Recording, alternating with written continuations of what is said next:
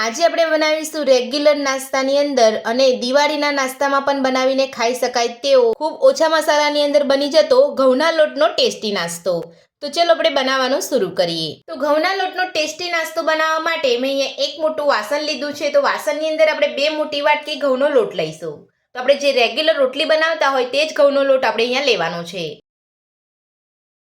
હવે આપણે ઘઉંના લોટની અંદર અડધી ચમચી અજમો ઉમેરીશું।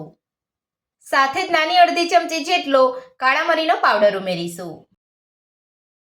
કાળા મરીનો પાવડર ઉમેરવાથી આપણો નાસ્તો એકદમ ટેસ્ટી લાગતો હોય છે। સાથે જ આપણે 1 ચમચી કસૂરી મેથી ઉમેરીશું। સાથે જ અડધી ચમચી મીઠું ઉમેરીશું। બધું સરસ મિક્સ કરી લઈશું। તો મસાલા ઉમેરીને આપણે બધું સરસ અહીંયા મિક્સ કરી લીધું છે। તો હવે આપણે તેની અંદર 1 ચમચી ઘી ઉમેરીશું। તો ઘીની જગ્યા પર તમે તેલનો ઉપયોગ પણ કરી શકો છો, પણ જો તમે અહીંયા ઘી ઉમેરશો તો તમારો નાસ્તો એકદમ સોફ્ટ બનશે। તો ઘી આપણે અહીંયા ઉમેરી લીધું છે। તો હવે આપણે બધું સરસ મિક્સ કરી લઈશું।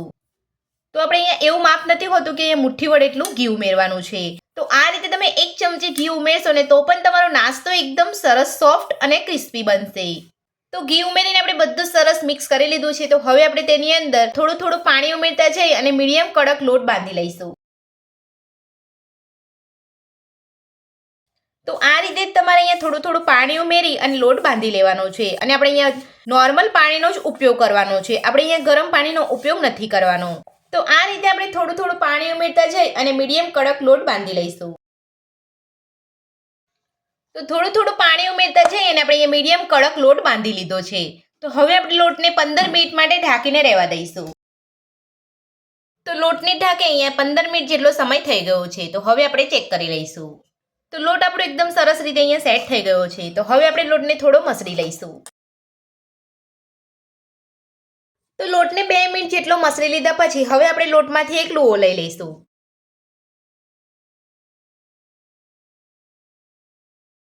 તો આ રીતનો આપણે અહીંયા મીડિયમ લુઓ લેવાનો છે, વધારે પડતો મોટો લુઓ નથી લેવાનો। તો હવે આપણે લુવાને પાટલા ઉપર રાખી અને વણી લઈશું। પાટલા ઉપર લઈ અને લુવાને વણતા પહેલા આપણે લોટ થોડો ભભરાવી લઈશું।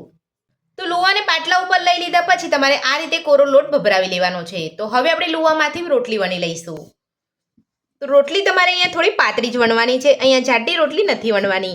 તો હું તમને અહીંયા એક રોટલી વણીને બતાવી દઉં છું। તો રોટલીને આપણે અહીંયા વણી લીધી છે। તો તમારે આટલી પાતળી રોટલી વણવાની છે, વધારે પડતી તમારે અહીંયા જાડી રોટલી નથી રાખવાની। તો હવે આપણે રોટલીને કટ કરી લઈશું। તો નાસ્તો બનાવવા માટે તમારે રોટલીને આ રીતે કટ કરવાની છે।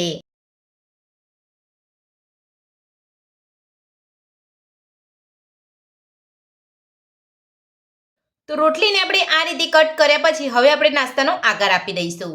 તો હવે આપણે નાસ્તાને આ રીતે કટ કરીશું। તો નાસ્તાને તમારે આ રીતે આકાર આપવાનો છે।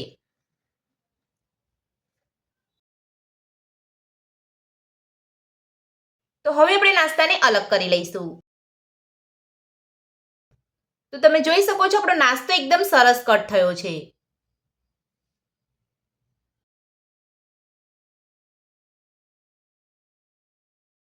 તો લોટમાંથી રોટલી વણી અને તમારે આ રીતનો બધો નાસ્તો બનાવી લેવાનો છે। તો હવે આપણે બધા નાસ્તાને અલગ કરી લઈશું અને આ જ રીતે આપણે બધો નાસ્તો બનાવી લઈશું। તો આ રીતે તમારે ડીશની અંદર નાસ્તાને અલગ કરીને લઈ લેવાનો છે। તો થોડો નાસ્તો આપણે અહીંયા બનાવી લીધો છે। તો હવે આપણે નાસ્તાને તળી લઈશું। તો નાસ્તો તળવા માટે આપણે કઢાઈની અંદર તેલ ગરમ કરવા મૂકી દીધું છે અને આપણું તેલ અહીંયા સરસ ગરમ થઈ ગયું છે। તો હવે આપણે તેલમાં નાસ્તો લઈ અને તળી લઈશું।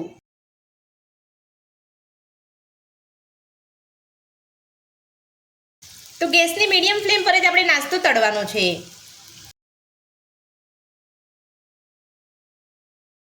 તો નાસ્તો તળાઈને ઉપર આવે એટલે આપણે નાસ્તાને પલટાવી લેવાનો છે।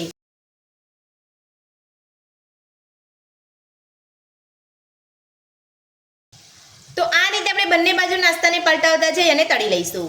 તો તમે જોઈ શકો છો એક બાજુ આપણે નાસ્તાનો એકદમ સરસ કલર આવ્યો છે। તો નાસ્તાને આપણે ગેસની મીડિયમ ફ્લેમ પર જ તળવાનો છે, આપણે ફૂલ ગેસ ઉપર નથી તળવાનો। તો બંને બાજુ નાસ્તાને પલટાવતા જઈ અને આપણે અહીંયા તળી લીધો છે। તો હવે આપણે નાસ્તાને તેલમાંથી કાઢી લઈશું। અને આ જ રીતે આપણે બધો નાસ્તો તળી લઈશું.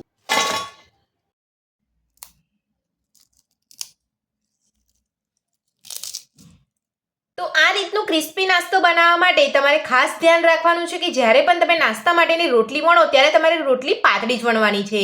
જો તમારી રોટલી જાડી વણાશે તો તમારો નાસ્તો પણ સારો નહીં બને અને લાંબા સમય સુધી સ્ટોર પણ નહીં કરી શકો અને નાસ્તો તમારો ખવાઈ જશે. ઘઉંના લોટનો ક્રિસ્પી અને સોફ્ટ નાસ્તો બનાવવાની રીત તમને મારી કેવી લાગી મને કોમેન્ટ બોક્સમાં કોમેન્ટ કરીને જરૂરથી જણાવજો. આજની રેસીપી પસંદ આવી હોય તો વિડીયોને લાઇક કરજો, ચેનલને સબસ્ક્રાઇબ કરજો, તમારા મિત્રોને જરૂરથી શેર કરજો. Thank you.